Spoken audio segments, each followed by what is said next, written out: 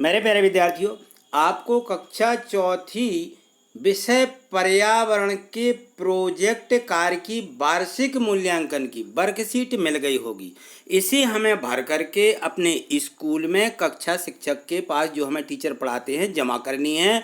क्योंकि इसमें हमें 40 अंक मिलना है। कितने? 40 अंक रखे गए हैं इस वर्कशीट में। तो 40 में से 40 अंक प्राप्त करने के लिए आप इस वीडियो के बताए अनुसार पूरी वर्कशीट यदि भर लेते हैं तो आपको पूरे 40 में से 40 अंक ही प्राप्त होंगे। तो देखिए इसे किस प्रकार से भरना है। तो यहाँ देख लीजिए, यहाँ लिखा हुआ है विद्यार्थी का नाम। यहाँ अपना नाम लिख लीजिए, यहाँ पिता का नाम लिख लीजिए, अपने पापा का नाम। ठीक है, यहाँ लिखना कक्षा चौथी, यहाँ हम कक्षा चौथी ऐसा लिख देंगे। और यहाँ शाला का नाम लिखना है हमें कि शासकीय प्राथमिक शाला। ठीक है, ये शासकीय प्राथमिक शाला और शाला का जो भी नाम हो यहाँ पे आगे लिख दीजिए। शासकीय प्राथमिक शाला और जो भी अपनी शाला का नाम है, गांव का नाम, शाला का नाम, तो वो यहाँ पे हम लिख देंगे। ठीक, आगे देखिए हमें किस प्रकार से भरना है, तो इसको भी आप देख लीजिए। आप अभी कक्षा चौथी में पढ़ रहे हैं, आपको कक्षा पाँचवीं में भी जाना है। तो आप देखिए, सबसे पहले तो ये देखिए, इसे लाइक कर लीजिए, इस वीडियो को लाइक कर लीजिए। और यदि आप चैनल पर नए हैं तो चैनल को सब्सक्राइब करके रखिए। किस प्रकार से सब्सक्राइब करना है, क्यों सब्सक्राइब करना है, ये देखिए यहाँ पे मैं बता रहा हूँ आपको। तो ये देखिए सब्सक्राइब का यहाँ नीचे ये देखिए लाल से लिखा रहता है, ये सब्सक्राइब। तो इसको हम क्लिक कर देते हैं, टच कर देते हैं, तो ये चैनल सब्सक्राइब हो जाता है। तो आप हमसे जुड़ जाते हैं, क्योंकि आप अभी कक्षा चौथी में हैं, आपको कक्षा पाँचवीं पढ़ना है, पाँचवीं में किस विषय पढ़ना है। तो इसी चैनल पर सभी विषय पढ़ाए जाएंगे। और आपको नवोदय विद्यालय की भी परीक्षा देना है, तो आप नवोदय विद्यालय की भी परीक्षा जो है, इसकी तैयारी परीक्षा की इसी चैनल पर से कर सकते हैं। तो इसलिए इसको सब्सक्राइब करके रखिएगा। और फिर बेल आइकन जो नोटिफिकेशन की घंटी आती है, इसको भी टच कर दीजिए। तो आप जो है जितने भी हमारी वीडियो होंगी वो आपके यूट्यूब पर आपको सबसे पहले मिलने लगेंगी। तो देखिए यहाँ आप सब्सक्राइब कर लीजिए। और ये बना रहता है किसका? लाइक का निशान, यानी आप इसको पसंद करते हैं तो यहाँ आप क्लिक कर लीजिए, तो इस प्रकार से काला हो जाएगा। और आपके दोस्त हैं तो आप उनको शेयर भी कर सकते हैं, यहाँ से शेयर के निशान पे आप जाकर के व्हाट्सएप पर शेयर कर सकते हैं। ठीक है, तो इतना काम आप बिल्कुल करके रखिएगा। आगे देखिए हम अपने प्रश्नों को देखते हैं। तो यहाँ देखिए, यहाँ पे जो हमारी यहाँ से वर्कशीट हमें भरना है, यहाँ देखो, यहाँ पे लिखा हुआ है कि यहाँ से वर्कशीट पर कार्य प्रारंभ करें, खंड बाह्य दिया गया है। यहाँ देखो प्रश्न 1, इसमें लिखा है कि बाहरी शत्रुओं से हमारे देश की सीमाओं की सुरक्षा हमारी सेना करती है। आप इस पर एक प्रोजेक्ट वर्क कीजिए। और किस प्रकार से प्रोजेक्ट करना है, देखिए यहाँ पे ABC इस प्रकार से प्रश्न दिए गए हैं। तो इसमें जो कहा गया है वो हमें करना है। देखिए इसमें लिखा कि सेना के क्या क्या कार्य हैं, किन्हीं 2 कार्यों को बताइए। तो सेना के 2 कार्य यहाँ पे हमें लिख देना है, नंबर 1, नंबर 2। तो सबसे पहला हो जाएगा देश व नागरिकों की रक्षा करना। ये किसका काम है? यह है हमारी जो सेना के जो हमारी सीमाओं पर रहते हैं, हमारे देश के सैनिक, उनका ये काम है। ठीक है, दूसरा है शत्रुओं पर प्रहार करना। जो हमारे शत्रु हैं विदेश के, दूसरे देशों के, उन पर हमारी सेना क्या करती है? उनसे लड़ाई करती है, उसको बोलते हैं हम शत्रुओं पर प्रहार करना। ये दूसरा हो जाएगा।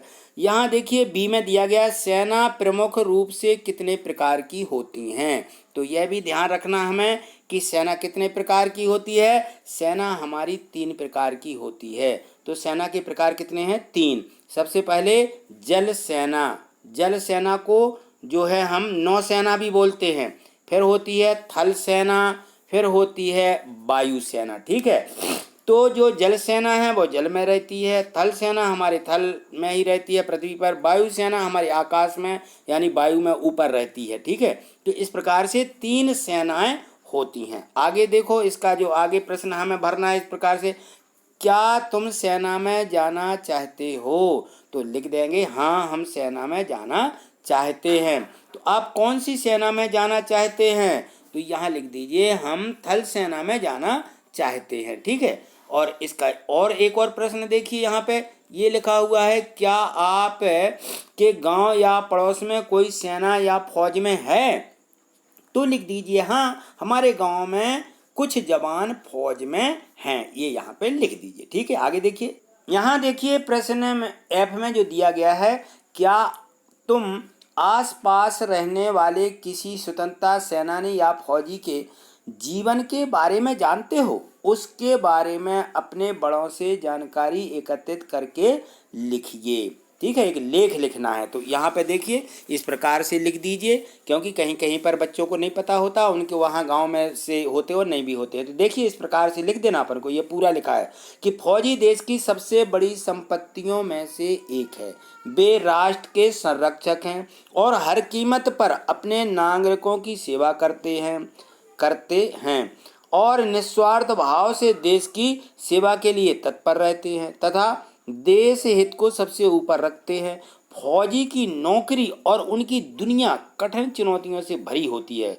उनकी सैनिक शिक्षा में जो है कड़ा प्रशिक्षण होता है। यह भी आप पूरा इतना इस प्रकार से लिख दीजिए। ठीक है, आगे देखिए अगला प्रश्न जो हमें दिया गया है, प्रश्न क्रमांक 2। यहाँ तक यदि इतना भर दिया तो 20 नंबर हमारे निश्चित ही मिलेंगे हमें। यहाँ प्रश्न क्रमांक 2 को पढ़िए। इसमें लिखा हुआ है कि आपने कोई सफ़र अवश्य किया होगा। हाँ, तो सभी लोग यहाँ वहाँ जाते हैं ना।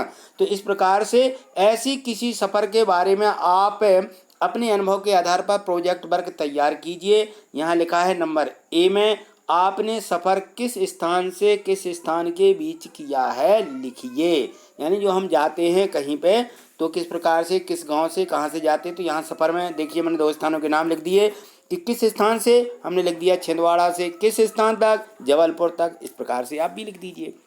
सफ़र के दौरान आपने किन किन वाहनों में यात्रा की, उनका नाम लिखिए।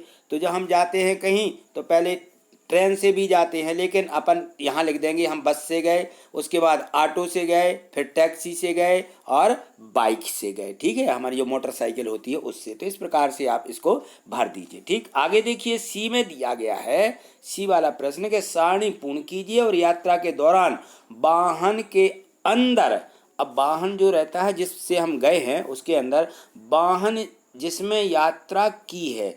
ठीक है, तो हमने जैसे मान लीजिए लिखा कि बस से यात्रा की, बैठने में, वाहन में बैठने में व्यवस्था कैसी थी, तो हम लिख देंगे कि अच्छी थी। ठीक है, बस में गए, बस में व्यवस्था अच्छी थी।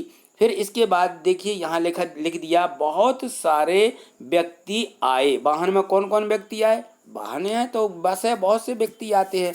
ऑफिस से किस प्रकार से, ये है व्यक्ति किस काम से वाहन में आए हैं, ये लिखना है। तो हमने लिख दिया कि ये ऑफिस के काम से आए थे। ठीक, ऑटो में देखिए, अब ऑटो में भी हमें कैसी व्यवस्था लगी, ऑटो में भी हमें अच्छी व्यवस्था लगी। उसमें कितने व्यक्ति थे, 2 व्यक्ति हमने यहाँ पे बता दिया कि 2 व्यक्ति आए उसमें। और यह व्यक्ति किस काम से वाहन में आए, तो हमें यहाँ लिख देना है कि वो कोई जॉब करते हैं, नौकरी करते हैं, तो जॉब में जाने के काम से आए हैं। ठीक, टैक्सी में, अब टैक्सी में भी बैठे थे तो टैक्सी अच्छी थी। ठीक है, 3 व्यक्ति टैक्सी में आए, यानी वो किस काम से आए, तो हमें लिख देना है कॉलेज जाने के काम से आए। ठीक है, तो इस प्रकार से हमें पूरा ये लिख देना है। ठीक, आगे देखिए, आगे जो प्रश्न है सी में दिया गया है कि सारणी पूर्ण कीजिए यात्रा के दौरान वाहन के अंदर। ठीक है ना, तो हमें इस प्रकार से ये सारणी पूरी करना थी, तो हमने यहाँ तक कर लिया। तो यहाँ देखिए आगे डी वाला दिया गया है कि डी में है, वाहन की खिड़की से देखने पर आपको कौन कौन से जानवर और पेड़ पौधे दिखाई दिए, उनको सारणी में लिखिए। ठीक है, तो हमें कौन कौन से जानवर दिखे, तो यहाँ हम जैसे यात्रा कर रहे थे ऑटो से या बस से या जो हमारा ये था हम उसमें यात्रा कर रहे थे। ठीक है, तो हमें ये बाइक से भी तो हमने यात्रा की है, तो उसमें हमें लिख देना है कि गाय, घोड़ा, हाथी, ये हमें जानवर दिखे। और पेड़ कौन कौन से, तो यहाँ लिख दीजिए कि नीम का पेड़, आम का पेड़, बरगद का पेड़, ये सभी पेड़ हमें रास्ते में दिखे। ठीक है, आगे देखिए अगला प्रश्न। तो इसमें इतने ही प्रश्न थे जो कि हमने सभी एक प्रकार से समझ लिए हैं। अब जो है आप इनको आगे तक के ये दिए गए हैं जो सभी को एक तरफ से पूरे अपनी वर्कशीट में सभी को लिख लीजिए, जिससे कि हमें ये जल्दी से जल्दी हमारा जो प्रोजेक्ट कार्य है ये हो जाए और हम अपने स्कूल में जमा कर दें। ठीक है, तो आज इतना ही, मिलते हैं अगली वीडियो में अगले और भी प्रोजेक्टों के साथ। तब तक के लिए नमस्कार, धन्यवाद।